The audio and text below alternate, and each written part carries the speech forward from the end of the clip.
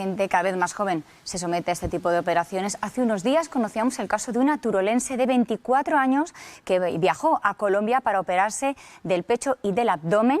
En esta clínica no le hicieron un preoperatorio y fallecía tras problemas con la anestesia. Claro, es que estamos hablando de casos que los tenemos en la puerta, son casos de aragoneses y que nos dejan con la boca abierta, como por ejemplo las últimas intervenciones que se están solicitando aquí mismo en Zaragoza a consecuencia del estreno de la película de Barbie. Sí, fíjate, cada vez hay más gente que se quiere, por ejemplo, en este caso, no solo parecer a influencers o a modelos, sino, por ejemplo, ahora a la muñeca de moda y llegan a, de alguna manera, yo creo que llegar un poco a un extremo en todo este tipo de intervenciones. Por eso hemos querido hablar con una médico estético, precisamente Marta Suárez es la que en esta consulta le han hecho este tipo de peticiones a nivel de intervención estético. Antes venían con la foto de quiero los labios de Angelina Jolie o quiero demás, ahora traen incluso fotos suyas con filtro, en las que pueden modificar labios y pómulos y demás. Se me ha pedido Botox en trapecio, es decir, si relajamos el músculo trapecio, que a mí por otra parte me parece bonito, el cuello se alarga y se aplana.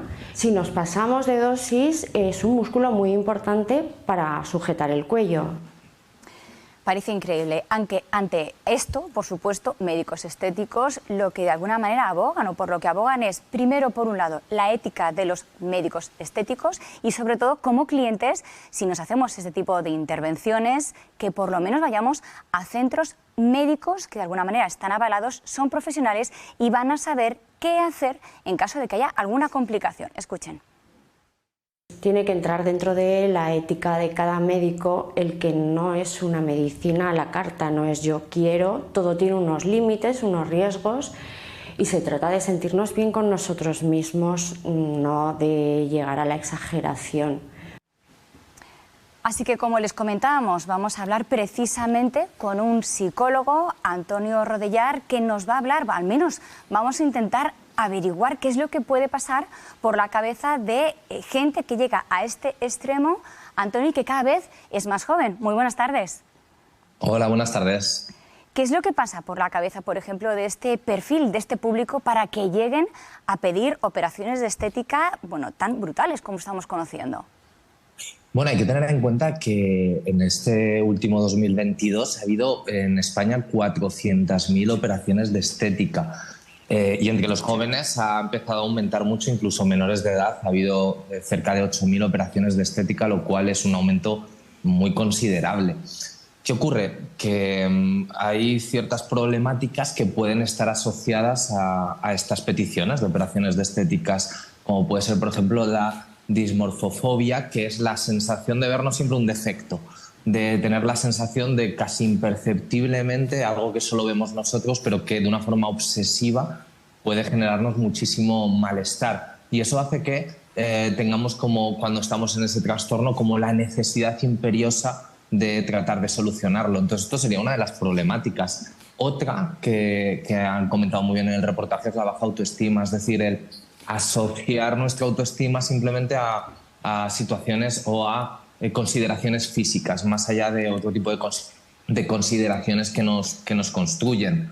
Entonces hay una serie de problemáticas que están, bueno, pues realmente muy asociadas a estas peticiones de operaciones de estética, y si yo tuviera que quedarme con una, sin lugar a dudas sería la necesidad de aceptación social, el quién soy, si no tengo esa validación externa. Y este tipo de películas como Barbie generan patrones en el que marcan muy claramente cuál es esa posible aceptación social. Antonio, lo que no queda claro es dónde está el límite, porque siempre que parece que lo hemos visto ya todo en este campo, siempre hay un paso más, siempre encontramos una operación que nos termina sorprendiendo.